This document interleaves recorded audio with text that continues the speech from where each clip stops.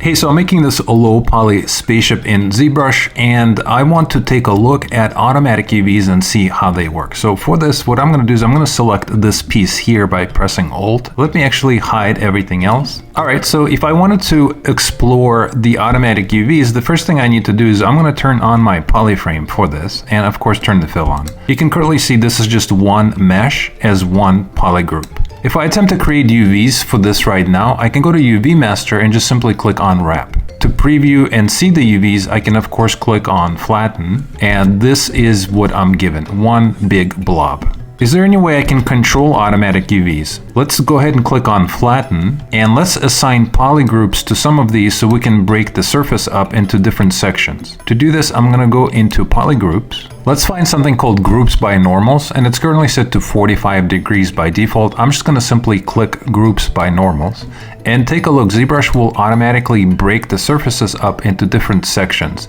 instead of one big blob. Now if I go back into UV Master, I can activate polygroups, maybe turn on symmetry because this is symmetrical, and just say Unwrap. Alright, and you can see what I'm given. In this case, I think it's probably better to have all these individual pieces, because if I'm texturing this, if I bring this into something like Substance Painter, I have a lot more control over different sections. If I wanted to simplify this just a little bit, let me do this. I'm gonna do Unflatten, and instead of using 45 degrees, let's switch it to something like 50.